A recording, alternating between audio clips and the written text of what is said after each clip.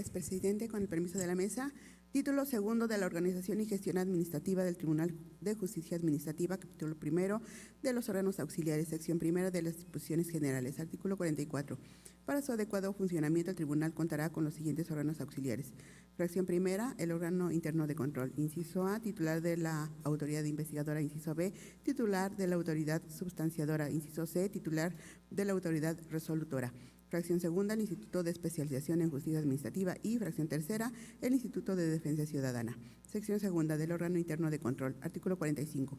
El órgano interno de control es la unidad administrativa a cargo de promover, evaluar y fortalecer el buen funcionamiento del control interno en el tribunal, que es competente para aplicar las leyes en materia de responsabilidades de los servidores públicos. Dependerá en lo administrativo directamente del Pleno, estará dotado de autonomía técnica y de gestión en el desempeño de sus funciones, se encargará de revisar todos los ingresos, egresos, manejo, custodia y aplicación de los recursos públicos o privados que por cualquier medio le sean asignados al tribunal. Lo anterior sin revelar la función que en la materia ejerce el órgano de fiscalización superior del Congreso del Estado.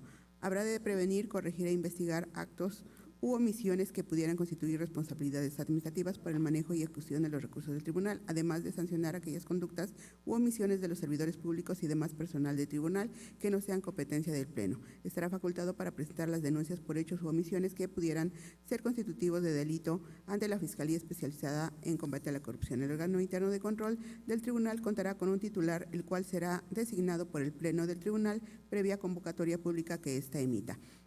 Administrativamente tendrá el nivel de secretario general de acuerdos del tribunal, durará 3 años en el cargo y podrá ser designado para un periodo más. Durante el ejercicio de su cargo no podrá formar parte de ningún partido político ni desempeñar otro empleo, cargo o comisión, salvo los de docencia, los no remunerados en asociaciones científicas, artísticas o de beneficencia. Artículo 46. Para ser titular del órgano interno de control se deberá cumplir con los requisitos siguientes. Fracción primera, ser ciudadano mexicano por nacimiento y estar en pleno ejercicio de sus derechos políticos y civiles. Segunda, haber residido en el Estado durante los últimos 5 años, salvo el caso de ausencia por tiempo máximo de 6 meses, motivado por el desempeño del servicio público. Tercera, no tener más de 70 años de edad, ni menos de 35 el día de la designación. Cuarta, ser de reconocida honorabilidad y no haber sido condenado por delito intencional que merezca pena privativa de libertad mayor a 1 año. Quinta, no haber ejercido ningún cargo de elección popular ni haber sido dirigente de algún partido político postulado para el cargo de elección popular, así como tampoco haber sido titular de una magistratura o secretaría general de acuerdos del tribunal en el año previo a su designación. Sexta, contará al momento de su nombramiento con cédula profesional de licenciado en Derecho, Contaduría o Administración expedida por autoridad o institución legalmente facultada para ello, con una antigüedad mínima de 5 años. Séptima, no haber sido inhabilitado para desempeñar un empleo, cargo o comisión en el servicio público, ni repodido por causa grave o algún cargo del sector público o privado. Y octava, tener experiencia comprobable en materia de derecho administrativo y fiscal, así como de responsabilidades administrativas de al menos 5 años previos al día de la designación. Artículo 47. El titular del órgano interno de control solo podrá ser removido de su cargo por las causas graves siguientes. Primera, incurrir en violaciones graves a los derechos humanos previstos en la Constitución Federal y los tratados internacionales de los que el Estado mexicano se aparte, así como en la Constitución local. Segunda, haber sido condenado por delito doloso que amerite pena privativa de libertad, más de 1 año de prisión, pero si se trata de robo, fraude, falsificación, abuso de confianza u otro que lastime seriamente la fama del concepto público, cualquiera que sea la pena. Y tercera, las demás que establezcan las leyes correspondientes. Sección tercera, autoridad investigadora. Artículo 48. El nombramiento del titular de la autoridad investigadora se realizará por el Pleno mediante examen de oposición conforme a los lineamientos que éste acuerde y será dependiente del órgano interno de control, teniendo a su cargo la investigación de faltas administrativas en términos de la Ley General de Responsabilidades Administrativas. La persona titular de la autoridad investigadora deberá poseer al día de la designación título y cédula profesional de licenciatura en Derecho o afín a las funciones del cargo, expedidos por autoridad o institución legalmente facultada para ello, así como experiencia comprobable en materia de responsabilidades administrativas de al menos 3 años previos al día de la designación, además de cumplir con los requisitos establecidos en las cédulas de puestos y el reglamento interno. Artículo 49. La o el titular de la autoridad investigadora tendrá las obligaciones siguientes. Primero, dar trámite a las denuncias o de manera oficiosa atender al resultado de las auditorías practicadas por parte de las autoridades competentes o en su caso de auditores externos sobre la presunta responsabilidad de faltas administrativas. Segunda, realizar las auditorías o investigaciones debidamente fundadas y motivadas respecto de las conductas de los servidores públicos y particulares que puedan constituir responsabilidades administrativas en el ámbito de su competencia. Tercera, acceder a la información necesaria para el esclarecimiento de los hechos con inclusión de aquella que las disposiciones legales en materia consideren con carácter de reservada o confidencial, siempre que esté relacionada con la comisión de infracciones a que se refiere la ley general, con la obligación de mantener la misma reserva o secrecía conforme a lo determine las leyes. Fracción cuarta, imponer las medidas previstas en la ley general para hacer cumplir sus determinaciones. Y quinta, las demás que designen otras disposiciones jurídicas y administrativas aplicables. Sección cuarta, autoridad sustanciadora. Artículo 50. El nombramiento del titular de la autoridad sustanciadora se realizará por el Pleno mediante examen de oposición conforme a los lineamientos que éste acuerde y será dependiente del órgano interno de control, teniendo a su cargo la sustanciación del procedimiento de responsabilidad administrativa en términos de la ley general. La persona titular de la autoridad sustanciadora deberá poseer al día de la designación título y cédula profesional de licenciatura en Derecho o afín a las funciones al cargo, expedidos por autoridad o institución legalmente facultada para ello, así como experiencia comprobable en materia de responsabilidades administrativas de al menos 3 años previos al día de la designación, además de cumplir con los requisitos establecidos en las cédulas de puestos y el reglamento interno. Artículo 51. La o el titular de la autoridad sustanciadora tendrá las obligaciones siguientes. Primero, dirigir y sustanciar los procedimientos de responsabilidad administrativa en términos de la legislación aplicable. Segunda, actuar debidamente asistido en los procedimientos de responsabilidad administrativa con un secretario con las funciones que establece la ley en materia. Tercera, imponer los medios de apremio establecidos en la ley y en la materia para hacer cumplir con sus determinaciones, así como las medidas cautelares que correspondan. Y cuarta, las demás que asignen otras disposiciones jurídicas y administrativas aplicables. Sección quinta, autoridad resolutora. Artículo 52. El nombramiento de la o el titular de la autoridad resolutora se realizará por el Pleno, mediante examen de oposición conforme a los lineamientos que éste acuerde y será dependiente del órgano interno de control, teniendo a su cargo emitir la resolución correspondiente. La persona titular de la autoridad resolutora deberá poseer al día de la designación título y cédula profesional de licenciatura en Derecho o afín a las funciones del cargo, expedidos por autoridad o institución legalmente facultada para ello, así como experiencia comprobable en materia de responsabilidades administrativas de al menos 3 años previos al día de la designación, además de cumplir con los requisitos establecidos en las cédulas de puestos y reglamento interno. Artículo 53. La o el titular de la autoridad resolutora tendrá las obligaciones siguientes. Primero, emitir la resolución correspondiente. Segunda, llevar a cabo los actos necesarios para la atención de los asuntos en materia de responsabilidades de acuerdo a sus facultades, así como solicitar información que requiera para el cumplimiento de sus funciones. Y tercera, las demás que le asignen otras disposiciones jurídicas y administrativas aplicables. Capítulo segundo del Instituto de Especialización en Justicia Administrativa. Artículo 54. El Instituto de Especialización estará a cargo de un director y será el órgano encargado de la investigación, capacitación y actualización de quienes desempeñen como servidores públicos del tribunal. Artículo 55. La persona que desempeñe el cargo de director del Instituto de Especialización será designado por el Pleno y deberá tener estudios de doctorado o maestría en Derecho y cumplir con los requisitos que establezca el reglamento interno, cédulas de puestos y los manuales de organización del tribunal. Artículo 56. La persona que ocupe la dirección del Instituto de Especialización tendrá las atribuciones siguientes. Primera, la elaboración de planes y programas de capacitación, actualización y formación para quienes integran el tribunal y quienes aspiren a ingresar. Segunda, promover intercambios con instituciones de educación superior y solicitar el apoyo de las dependencias afines al tribunal para la implementación de programas y cursos tendientes a la actualización judicial del tribunal. Tercera, establecer cursos de preparación para los exámenes correspondientes a las distintas categorías que compenden la carrera de justicia administrativa. Y cuarta, las demás que expresamente le confiera esta ley, reglamento interno, cédulas de puestos y los manuales de organización del tribunal. Artículo 57. Los planes y programas que imparta la dirección del Instituto de Especialización tendrá como objeto que quienes integran el tribunal o quienes aspiren a ingresar a fortalezcan los conocimientos, las destrezas y habilidades necesarias para el adecuado desempeño de su función. Para ello establecerá programas y cursos tendentes a, primera, ampliar y desarrollar el conocimiento necesario para el desarrollo de los procedimientos de competencia del tribunal. Segunda, perfeccionar las habilidades y las técnicas en materia de preparación y ejecución de actuaciones en justicia administrativa. Tercera, reforzar, actualizar y profundizar los conocimientos respecto a los órdenes jurídicos positivo, doctrinal y jurisprudencial. Cuarta, proporcionar y desarrollar técnicas de análisis, argumentación e interpretación que permitan el desempeño de la función y gestión jurisdiccional. Y quinta, contribuir al desarrollo de la vocación de servicio profesional de carrera en justicia administrativa, así como el ejercicio de los valores y de los principios éticos inherentes a la función jurisdiccional. Artículo 58. El Instituto de Especialización contará con el personal administrativo y técnico para su funcionamiento conforme lo establezca el Pleno y lo permite el presupuesto. Capítulo tercero del Instituto de Defensa Ciudadana. Artículo 59. La o el titular del Instituto de Defensa será nombrado por el Pleno. Artículo 60. El Instituto de Defensa se integrará por profesionales en área del derecho especializados en materia administrativa y fiscal, así como de responsabilidades administrativas. Artículo 61.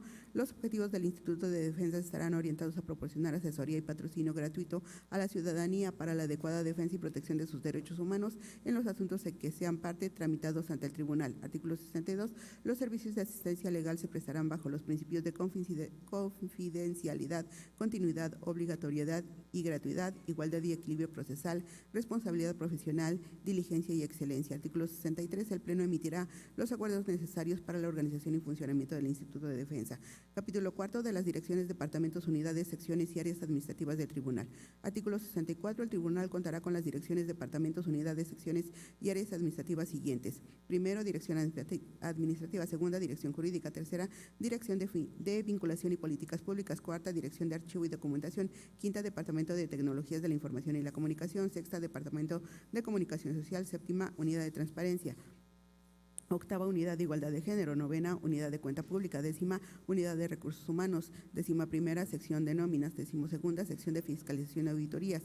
13ª, módulo médico. Y 14ª, las demás que se consideren necesarias para el buen funcionamiento del tribunal que el presupuesto permita. Artículo 65. Las personas titulares de las direcciones, departamentos, unidades, secciones y áreas administrativas antes mencionadas, así como las demás del personal necesario serán nombrados por el Pleno. Artículo 66. Los requisitos que deberán cumplir para su designación y permanencia, sus facultades, así como las obligaciones que les correspondan, estarán establecidos en el reglamento interno, las cédulas de puestos o bien en los manuales de organización del tribunal. Título tercero de los servidores públicos del tribunal. Capítulo único de las condiciones del personal. Sección primera, generalidades. Artículo 67. Para el desempeño de sus funciones del tribunal contará con el personal jurisdiccional y administrativo que conforme a las necesidades del servicio se requiera y que se encuentre previsto en el reglamento interno y conforme al presupuesto de egresos del tribunal, así como el personal eventual que requiera el buen despacho de los asuntos conforme a la disponibilidad presupuestal correspondiente. Las y los servidores públicos deberán conducirse bajo los principios de legalidad, honradez, lealtad, imparcialidad, eficiencia y eficacia, así como anteponer siempre el interés público al interés personal en estricto apego a la normatividad. Artículo 68. Quienes sean parte del tribunal deberán observar las normas de conducta orientadas a cumplir con su deber público, buscando que en toda decisión y acción prevalezca el bienestar de la sociedad en coordinación con los objetivos de la institución encargada de la prestación del servicio público en la impartición de justicia. Artículo 69. Las y los servidores públicos del tribunal gozarán de un seguro de vida y de invalidez total o parcial adquirido por el propio tribunal. Artículo 70. Todo el que se desempeñe como servidor público del tribunal será responsable de las faltas administrativas que cometa en el ejercicio de su encargo y quedará sujeta a las sanciones que determine la Constitución local, la ley general y demás leyes aplicables independientemente de la responsabilidad penal o patrimonial que le pudiera resultar. Artículo 71. Las y los servidores públicos del tribunal estarán obligados a presentar su declaración de situación patrimonial, de intereses y de impuestos conforme a lo previsto en la ley general y los acuerdos generales respectivos. Artículo 72. Quienes se desempeñen como servidores públicos del tribunal recibirán una remuneración adecuada e irrenunciable por el desempeño de su función, empleo, cargo o comisión que deberán ser proporcionales a sus responsabilidades. Ningún servidor público podrá recibir remuneración por el desempeño de su función, empleo, cargo o comisión mayor a la establecida para el presidente de la República en el presupuesto correspondiente. Sección segunda del Servicio Profesional de Carrera en Justicia Administrativa.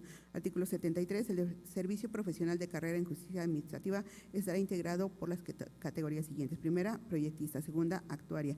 Tercera, oficialía de partes. Y cuarta, auxiliares de justicia administrativa. Además de dichas categorías, las que requiere el tribunal para su funcionamiento y las que deriven de esta ley, otras disposiciones legales y demás que contemple el reglamento interno según lo permite el presupuesto. Artículo 74. El modo para acceder a las categorías que integran el Servicio Profesional de Carrera en Justicia Administrativa se realizará mediante concurso de oposición en los términos que señale el Pleno y en colaboración del Instituto de Especialización. Artículo 75. El Servicio Profesional de Carrera en Justicia Administrativa se regirá por los principios de excelencia, profesionalismo, objetividad, imparcialidad, independencia y antigüedad en su caso. Artículo 76. El Pleno determinará los casos en los que el Instituto de Especialización llevará a cabo cursos de preparación previos a la aplicación de exámenes correspondientes a las distintas categorías que conforman la carrera de Justicia Administrativa. El Pleno emitirá convocatorias respectivas para las plazas vacantes que serán publicadas por el Instituto de Especialización. Artículo 77. La promoción de los servidores públicos del Tribunal se hará mediante el Servicio Profesional de Carrera de Justicia Administrativa para llevar a cabo la promoción de las y los servidores públicos que integran el Servicio Profesional de Carrera. Según lo determine el Pleno, el Instituto de Especialización diseñará y aplicará las evaluaciones correspondientes para cada una de las vacantes disponibles. Sección tercera de las ausencias, licencias y suplencias. Artículo 78. Son ausencias temporales las motivadas por licencia, suspensión de empleo, vacaciones e incapacidad por gravidez o enfermedad. Artículo 79. Son ausencias absolutas las originadas por renuncia, abandono de empleo, destitución, separación de cargo, muerte, retiro, jubilación o pensión. Artículo 80. Toda persona servidora pública que deba separarse del ejercicio de sus funciones o labores deberá contar con licencia otorgada por el Pleno. Artículo 81. Las licencias serán otorgadas con o sin goce de sueldo y comprenderán siempre el cargo y la adscripción. Las licencias se podrán prorrogar cuando se acredite, previo a su vencimiento, que sigue vigente la causa que la motivó. Artículo 82. La licencia solo se concederá hasta por el término de 6 meses en un año, llamado al respectivo suplente, siempre y cuando no se trate de ocupar un cargo de elección popular. En todo caso, presentará la renuncia correspondiente con el carácter de irrevocable. Artículo 83. Se podrá conceder licencias económicas a los servidores públicos por causas justificadas hasta por 3 días que deberá autorizar el Pleno. En casos urgentes podrá autorizarlas el superior jerárquico, quien dará cuenta al Pleno de su ratificación correspondiente. Artículo 84. Se concederán licencias por maternidad y paternidad a las y los servidores públicos por el término de 90 días para garantizar el derecho de igualdad entre el hombre y la mujer y el interés superior de la niñez relacionado con el derecho al cuidado y atención por parte de ambos padres. Se concederá a la mujer 1 hora de lactancia durante 90 días posteriores a la conclusión de la licencia por maternidad. Artículo 85. Toda licencia deberá concederse por escrito, en la que se hará constar la calificación de las razones aducidas en la solicitud. Artículo 86. Ningún servidor público podrá renunciar a la licencia que le hubiera sido concedida cuando ya haya designado quien deba sustituirlo internamente.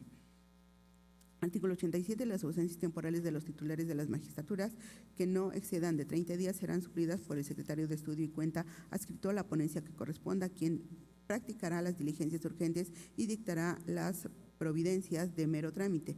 Si la ausencia excede de ese término, es absoluta. Continuará el secretario de Estudio y Cuenta supliendo a su titular y quedará facultado para dictar sentencias interlocutorias y definitivas en tanto se reincorpora en sus labores al titular o en su caso se hace la nueva designación. Artículo 88. Las licencias de los titulares de las magistraturas que no excedan de 30 días serán concedidas por el Pleno del Tribunal. Cuando excedan ese término, será el Congreso el que las autorice o en su receso la Comisión Permanente. En su caso de ausencias absolutas, los titulares de la magistratura se comunicarán de inmediato a la persona titular del Ejecutivo Estatal para que proceda en términos de lo dispuesto de la Constitución local. Artículo 89. Si concluido el periodo de licencia, el interesado, sin mediar causa justificada, no se presenta en el desempeño de sus labores, al día siguiente hábil a la conclusión de la licencia se procederá conforme lo establezca el reglamento interno. Título cuarto. Fondo para el Instituto de Defensa Ciudadana y la impartición de justicia administrativa. Capítulo único del Fondo.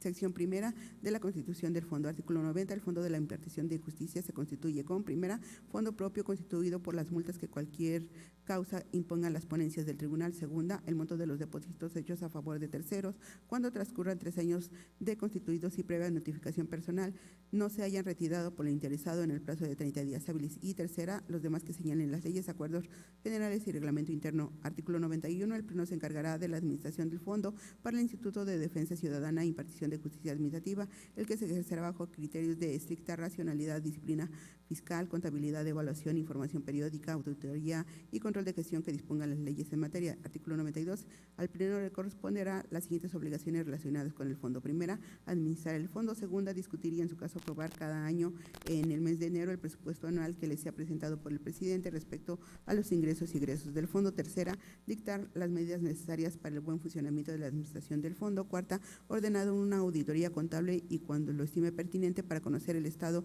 de las finanzas del Fondo. Y quinta, ejercitar las facultades que le confiera la ley en todo lo relativo al manejo del Fondo. Artículo 93. Los depósitos se harán en la cuenta bancaria del Fondo. Para tal efecto, en todas las oficinas del Tribunal se colocarán los avisos respectivos. Los depósitos de consignación Cuando fueren en numerario, se harán directamente por el interesado en la cuenta bancaria del fondo y el comprobante de este se deberá exhibir en el expediente que corresponda.